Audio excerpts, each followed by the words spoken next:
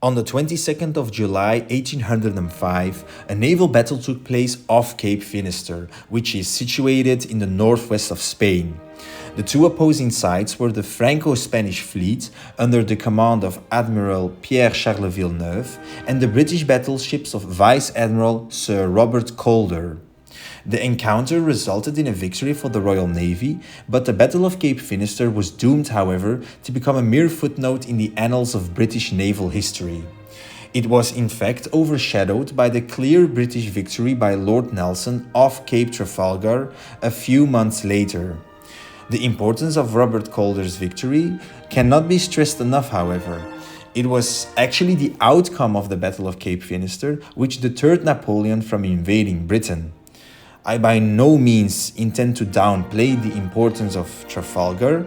The Battle of Cape Trafalgar irreversibly ended all French naval ambitions and hopes of conquering Britain for the remainder of the Napoleonic Wars, but by the time Lord Nelson's fleet met the French and Spanish of Cadiz, Napoleon had already diverted his invasion forces from the French Atlantic and North Sea shores to the east in order to face the army of the Austrians who had just joined the Third Coalition. The Battle of Cape Finisterre had in fact successfully kept Villeneuve's fleet away from the North Sea, where he was to join forces with the Brest fleet in order to cover the invasion of Britain. Robert Calder convinced the French admiral of British naval superiority in this theatre of war, and Villeneuve consequently turned south. The battle is as important as it is controversial, however. A few months after having defended his country from invasion, Sir Robert Calder found himself defending his own skin. There was in fact a public outcry against the admiral. The Battle of Cape Finisterre was not the decisive victory the British public had become accustomed to. Sir Robert Calder had indeed remained cautious throughout the engagement. He was court-martialed for not having done his utmost to destroy the enemy fleet. The official verdict stated that he had failed to do his duty on the 22nd of July because of ill judgment. He was reprimanded and never given an operational command ever again. Severer voices even suggested that he had acted as he did out of cowardice and greed. Now, how is this possible? How can a man who had achieved such an important strategic victory be subjected to such extreme accusations? Let's take a deeper look at the facts. Now, first of all, who was Robert Calder? Robert Calder was born in 1745 into a family with strong connections to the Royal Navy. His grandfather, in fact, was Admiral Robert Hughes. Robert's parents had decided that his older brother Thomas should serve his nation in the Navy. Destiny intervened, however, and Thomas died in the shipwreck of HMS Namur in 1749.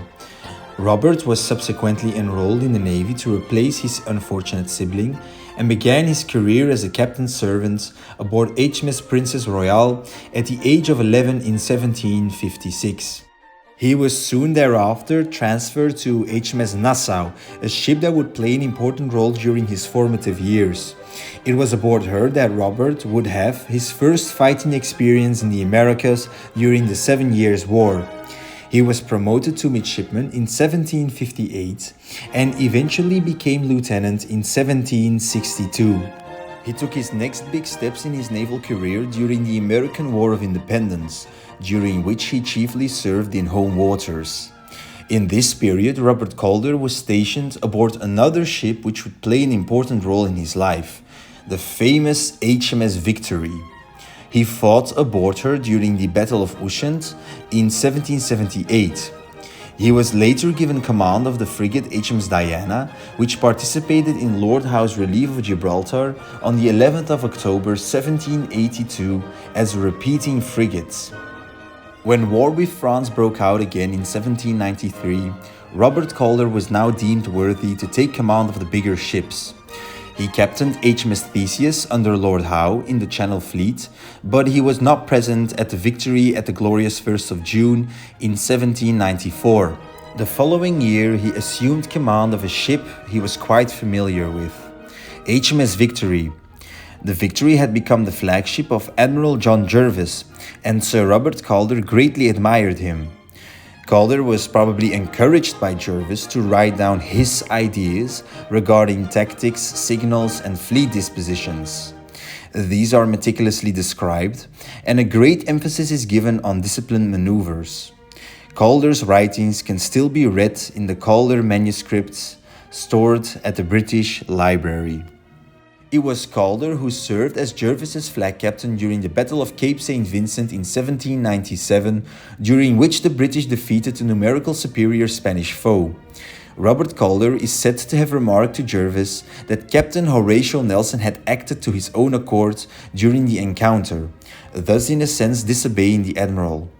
Nelson's maneuver during the battle, however, had greatly enhanced the chance of victory, so Jervis replied, "It certainly was so, and if ever you commit such a breach of your orders, I will forgive you also." Robert Calder was given the honor of carrying the victory dispatches to London. He was made Knight Commander of the Bath on 3 March 1797 for his role in the battle. 2 years later, Calder retained the rank of Admiral. After the Peace of Amiens had broken down, he became Vice-Admiral of the White. First Lord of the Admiralty, Lord Barham, tasked him with blockading the ports of Ferrol and Coruña near Cape Finisterre. When news arrived that Villeneuve was returning with his fleet to Europe from the West Indies, Lord Barham quickly reorganized the fleet dispositions. The 5 battleships of Rear Admiral Stirling were attached to the force of Admiral Calder off Cape Finisterre, where they had to wait for the homebound enemy. The force of Calder now amounted to 15 ships of the line, of which 4 were powerful 98-gun second-raters. Calder was given no specific strategic orders. It was clear, however, that any union with the blockaded vessels of Coruña and Ferrol was to be avoided, and that Villeneuve was to be kept away from the Channel. Here, the Franco-Spanish force could form a junction with the Brest fleet, thus creating a numerical superior force which could cover the invasion of England by Napoleon. So it is safe to say that the future of Britain lay in the balance.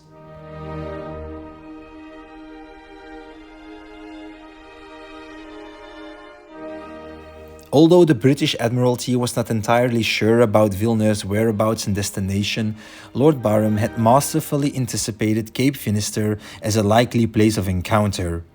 Villeneuve was indeed heading for Coruña and Ferrol to pick up the warships there.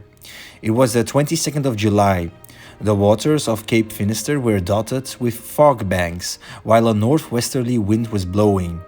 Robert Calder was steadily cruising on a southerly course in a line ahead between the Atlantic Ocean and the ports of northwestern Spain. Around 11 a.m., sails were spotted on the horizon. Villeneuve had arrived with his 20 battleships. Both fleets closed in on each other on an opposite tack. Villeneuve came from the south and Calder from the north. The British admiral had decided to give battle to the foe, although his ships lay to leeward. Being in a downwind position in relation to the enemy was disadvantageous in the age of sail because it gave away the initiative to the opponent. Calder's decision-making was confused by the heavy fog. When the admiral saw that both fleets were just out of range on a parallel course, he decided to attack his ships in succession to make for the Allied center and rear. The Spanish Admiral Gravina, leading the Franco-Spanish line, parried this maneuver by turning his vessels 180 degrees in succession. Both fleets were yet again on an opposite tack. Then Captain Gardner, leading the British line in his HMS Hero, took the initiative and tacked yet again in order to lay his ship alongside the Argonauta, Gravina's flagship. Both fleets were now going on a west-southwest course, and a classic battle of line versus line broke out. By 6 p.m., the encounter developed into a general engagement. The mist made the whole affair quite confusing. The Spanish vanguard suffered the most damage, while the Allied concentrated their fire on the rigging of the British ships. In this particular instance, being downwind actually proved to be an advantage for the Royal Navy ships.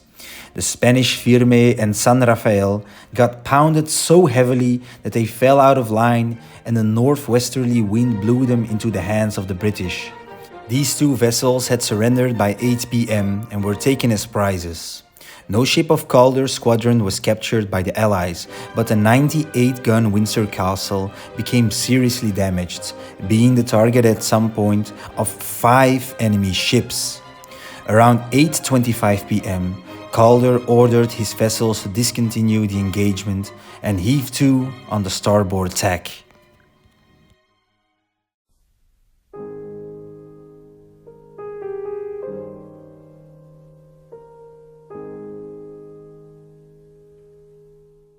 During the night of 22 to 23 July, Admiral Calder assessed the damage of his vessels. Only the Windsor Castle signaled that she was unable to resume the engagement. Sir Robert Calder, however, observed significant damage to the rigging of most of his ships. With the enemy still to windward, Calder deemed his vessels unfit to attack the Allies again. Attacking an adversary to windward could simply put too much strain on the rigging of his ships. Also, due to inaccurate reports, Calder considerably overestimated the capabilities of the enemy.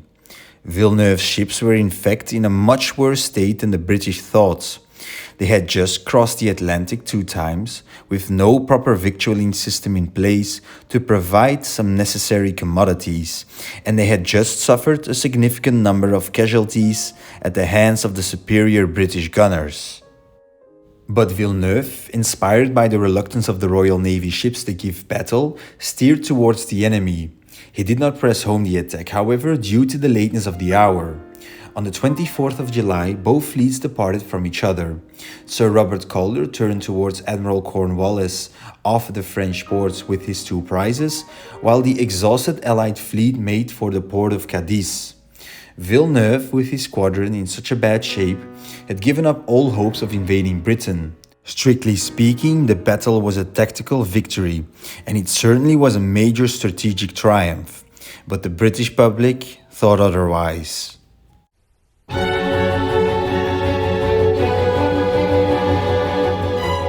A public outcry followed, stating that Calder hadn't done enough. They did not understand why he refused to engage the adversary on the 2nd and 3rd day. The picture is not at all black and white, however. Some voices defended Calder and described the British public as a spoiled lot, with an article in the Times stating, "We have been so habituated to triumph over the fleets of France and Spain that our expectations become immoderate through success." Calder requested an inquiry to save his reputation. The inquiry turned into a court-martial. Calder's main defense was that he was unable to continue the engagement due to the damage suffered by his ships. The only ship to report inability to resume battle was the Windsor Castle. But as previously stated, the Admiral was seriously concerned about the state of the rigging of his other ships. Calder's judgment does seem valid, since several vessels did indeed spring their bowsprits and yards the following days. The enemy lay to windward the first 2 days, and engaging them from this unfavorable position might indeed have proven too hazardous. It seems that the French tactic of concentrating their fire on the rigging paid off for once, but this argument does not justify why Calder did not try to engage on the 3rd day when the wind had changed in his favor. Another point Calder made during the court-martial was that a second duel with the Allied fleet might reverse the gains made the previous day. The fog had also cleared up, and Villeneuve was now fully aware of his numerical superiority and would consequently be much more aggressive. This argument did not sit all too well with the public, however. Calder was accused of valuing the safety of his 2 captured Spanish ships above the interests of the nation. The Admiral already had a reputation of being somewhat greedy. He had gotten himself, in fact, into some disputes over prize money in the past. The most important justification of his decisions were probably the strategic considerations. It was clear that Villeneuve wanted to unite his ships with those bottled up in the harbors of Coruña and Ferrol, and afterwards those of the French ports. The French possessed an excellent communication system over land, so it would be a matter of time before Calder would find himself opposing an even larger force. With the threat of invasion, he thought it much wiser to keep his squadron intact and join forces with Admiral Cornwallis to form a more effective defense of the British Isles. With Nelson's squadron still away in the Atlantic and heading for Gibraltar, as well as the insufficient number of ships at Admiral Cornwallis's disposal, the defensive capabilities of Britain did indeed look very bleak. However, he wasn't allowed to use this reason as much as he'd liked. For back in the day, British admirals weren't expected to take strategic considerations into account. That was the job of the Admiralty. The captains, commanders, and admirals were to simply bring the enemy to battle and destroy them if possible. In other words, Sir Robert Calder failed in aggressiveness by the standards of his day.